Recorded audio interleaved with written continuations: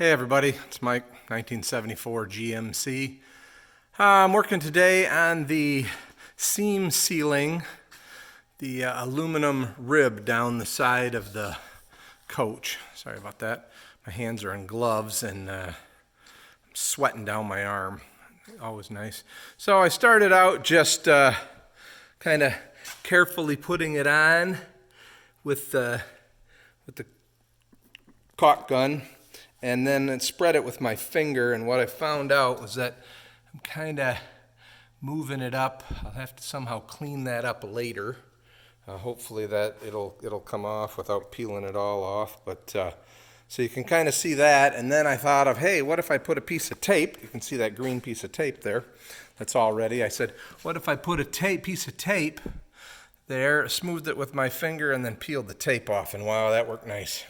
So I got a pretty even coat there. So, but just prepping this, to paint, seal the seam, and eventually then I'll be sanding and painting. But just to let you know, that's kind of what I did. And like I said, you can see the green tape now on the bottom because I got to go do the bottom, which is going to be fun, crawling around on my hands and knees and squeezing that stuff in.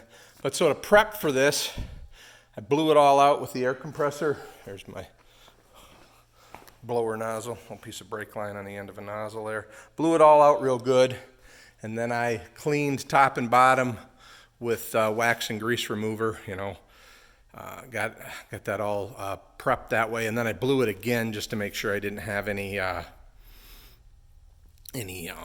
liquid that had gone down behind the edge molding. So just trying to get that cleaned up. One thing you'll notice is Dan from Applied did send me another pin, which was awesome of him, and nice to work with companies that respond and take care of their customers. So that was great.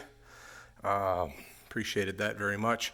One thing you'll notice is now that I have my door working, and I think you saw it before how it worked. I'm not going to open it right now because of the tape, but I unfortunately lined my aluminum up when the door was sagged, so just gonna have to live with that. That's good enough for me for what we're doing with this coach. It's not gonna be perfect, just trying to make it as good as possible and as functional as possible, so that it will work. It's not intended to be a show winner, so just want it nice and functional. You can see I got my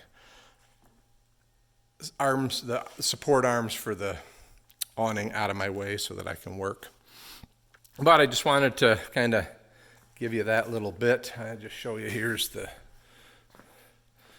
caulk gun, and about the size of the cut I made on the end, and it's pretty hard on the arm, squeezing.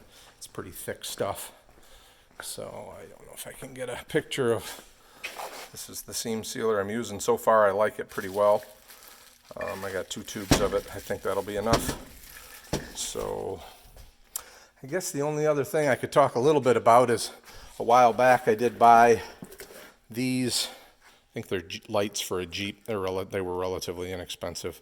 And this is an old lens, spare lens that came with my coach. Was in kind of scratched up, pretty rough shape.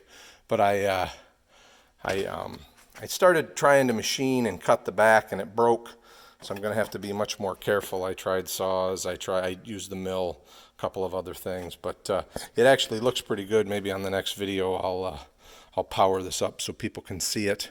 But I bought 2 brand new lenses, and I have these 2 lights, and I'm going to marry them together, and I'll figure that out. I'm going to try to get it a lot closer than I got it. Like I said, I tried using a saw, and I tried using a angle grinder and some other things that didn't work very well. The mill worked the best, so that's probably what I'll do. Is the brand new lenses I'll use the mill on. This was just kind of a proof of concept, and it worked pretty good. So we got that. I can't think of anything else that's happened since we last talked. Well, but I do have my list of all the things that I do want to finish. Window trim. I'm trying to determine, my bags have been raised, whether I want to put them back in the original location.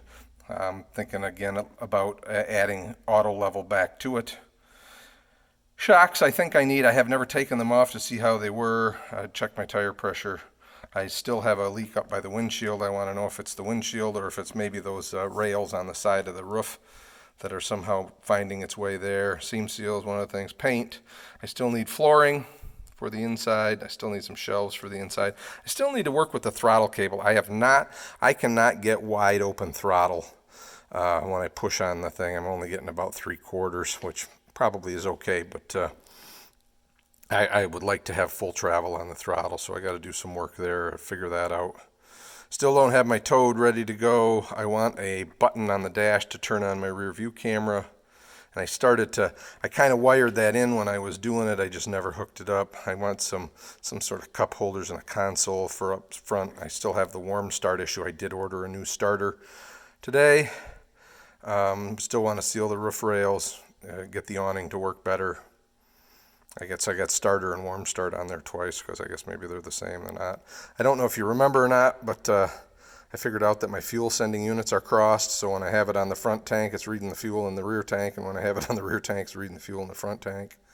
And then that gas pump that I created, I never installed a switch for it. And then I still want to figure out which engine temperature gauge is correct. The one in the dash and the one on that came with the fuel injection system read about 15-20 degrees different, so I got to figure out which one of those is right.